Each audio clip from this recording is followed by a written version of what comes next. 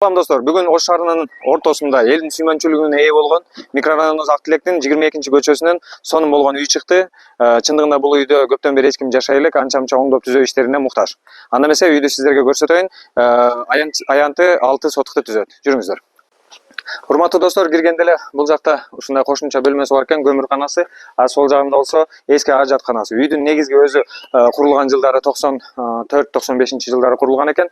Бул убактылуу үй болсо орусча айтканда времянкасы өзү 6 бөлмөдөн, андан сырткары кухнядан турат экен. Жүрүңүздөр, көрөбүз. Айсынын бүтө беришинде мындай 3 очогу бар. 3 очогу кафелденген, сары таш менен басылган. Сиздерге бул үйдүн времянканын планировкаларын көрсөтөйлү, жүрүңүздөр. Кирип эле сол жакка бурулганыбызда бул кухнясы экен. Бул жакта душ, туалети кошулган.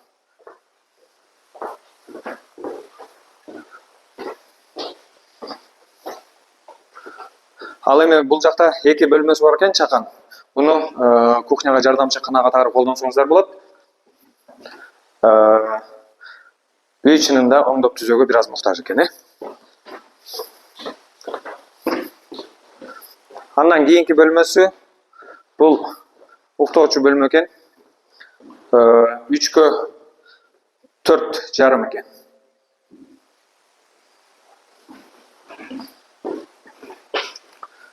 Кийинки бөлмөсүнө кирсек, бул жакта да 2 бөлмө кылып бөлүнгөн. Бул жагында кичинекей канасы бар экен. Ал эми бул жакта да уктоочу бөлмө катары колдонсо болот.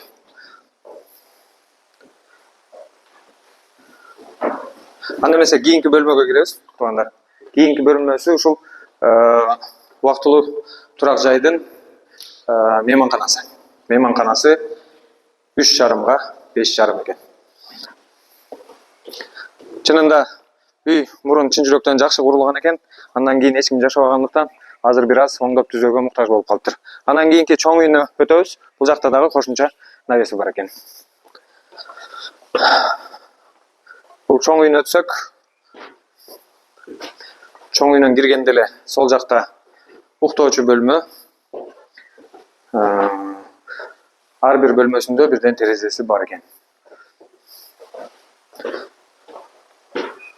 Бул жагы кичине холчосу. Бул жерге тапчаң кылып койсоңуздар да болот экен. Бул эски үйдүн мейманканасы. Мейманканасы деле жанагындай 3,5га 5,5 экен. Ушул урматтуу достор, ушул үй жаңыдан сатыкка чыгып жатат. Азыркы учурда баасын азыр тактап акырында дагы айтам. Бул жерде эмнелер бар? Газ, суу, свет жана канализация бар.